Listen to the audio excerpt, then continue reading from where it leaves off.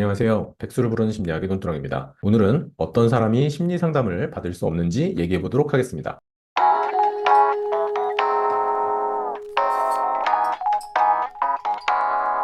심리 상담이란 심리적인 어려움이나 스트레스를 겪는 사람들이 상담자와 함께 문제를 탐색하고 해결책을 찾아가는 과정, 이것을 심리 상담이라고 하고요. 그래서 과거의 고통이나 상처를 통해서 앞으로 다가올 유사한 사건을 상담을 통해서 체득한 것을 활용하여 스스로 해결해서 심리적인 어려움을 겪지 않도록 하기 위한 과정이 바로 심리 상담입니다. 그런데 이러한 심리 상담을 받을 수 없는 사람들이 있습니다. 그 사람들이 어떤 사람인지 오늘 말씀을 드리도록 하죠. 심리 상담을 받을 수 없는 사람 중에는요, 상담자와 내담자, 즉 상담을 하는 사람과 상담을 받는 사람이 관계 형성을 해야 되는데 그러한 관계 형성을 할 수 없는 사람들이 여기에 해당이 됩니다.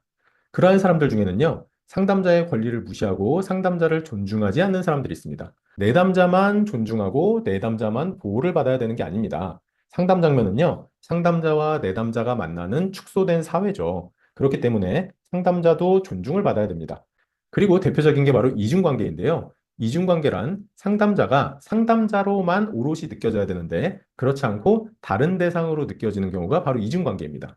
이러한 이중관계일 때는 상담을 할 수가 없습니다. 이중관계의 대표적인 예가요, 상담자가 부모님의 친구인 경우죠. 아니면 친구의 친구예요. 내 친구가 상담자인데 너 여기에 가서 이 기관에서 상담 좀 받아봐 라고 하면은 이 사람이 가서 상담을 받을 때 이 사람이 상담자로만 보이는 게 아니라 내 친구의 친구인데 이렇게 느껴지면 상담을 받는 게 조심스러워지는 부분이 있다는 거죠. 그리고 친구의 부모예요. 내 친한 친구의 부모님 중에 한 분인 거죠, 상담자가. 이렇게 되면 내 친구의 부모님으로 느껴지지 상담자로 느껴지지 않는 경우가 있습니다. 그리고 지도 교수님 같은 경우에 그래서 학생이 교수님 수업을 듣고 교수님한테 상담을 받고 싶어서 왔어요. 이런 부분도 좀 조심스러워지는 게 있고요. 그렇기 때문에 어떤 강의를 듣고 그 강사분이 마음에 들어서 상담을 받고 싶다. 이것도 좀 고민을 해봐야 될 필요가 있습니다. 그리고 전부터 알고 지낸 사람이 상담자다. 그래서 이 사람에게 내가 상담을 받겠다라는 부분이 되게 조심스러워집니다. 그래서 때로는 저한테도 상담이 의뢰되는 경우에 어떻게 아셨어요? 라고 물어보면은 선생님 강의를 듣고서 제가 좀 알게 돼서 상담을 받고 싶었어요. 라고 하는 경우에는요, 제가 오롯이 상담자로만 느껴질 수 있을까요? 강사로서의 모습이 느껴질 수 있다면 저는 상담을 할 수가 없습니다. 라고 얘기를 해서 그런 부분을 확인을 하고 상담을 할 수 있는지 없는지를 좀 구분해 보기도 합니다. 심리 상담을 통한 변화 의지와 욕구가 없는 사람도 상담을 할 수가 없게 됩니다. 타의에서 상담을 받는 경우가 거기에 많이 해당이 되는데요. 그런데 청소년들 같은 경우는 본인이 원해서 상담을 받는 경우보다는 부모님이나 선생님이나 이런 분들을 통해서 상담을 받고 싶지 않은데 오게 되는 경우들이 있죠. 그러한 경우에 무작정 상담을 할 수 없는 것만으로 보는 건 아니고요. 그럴 때 동기 강화 상담이라는 걸 합니다. 상담을 받고자 하는 동기화를 시키고 상담을 받고자 하는 의욕을 만들면서 상담을 진행을 하게 되죠. 그런데도 불구하고 상담에 대한 욕구나 의욕이 없다면 상담의 효과성도 굉장히 떨어지게 됩니다.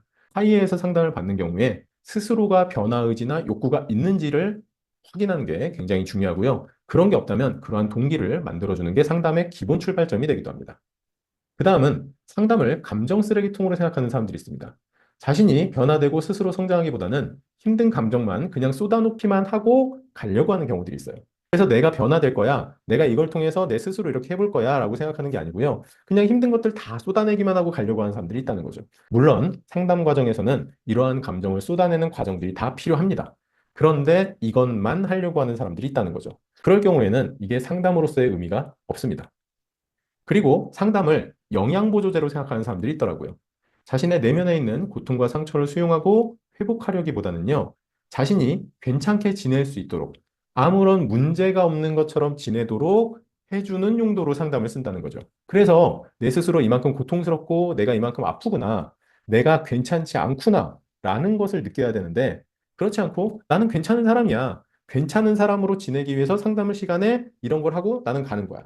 그런 게 아니라요. 내가 지금 힘들고 고통 속에 있다는 것을 수용해야지만 상담이 시작이 됩니다. 그런데 상담을 영양구조로 생각하시는 분들은요, 내가 괜찮다고 생각을 해요.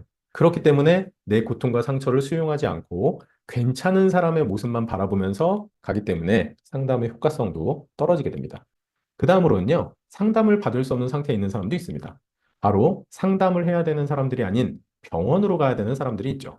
이것에 대해서는 좀 길게 얘기를 해야 될 것 같아서요. 다음 시간에 다른 영상을 통해서 이 부분에 대해서 좀 더 자세하게 이야기를 해드리도록 하겠습니다. 지금까지 백수를 부르는 심리학의 논두렁이었습니다. 감사합니다.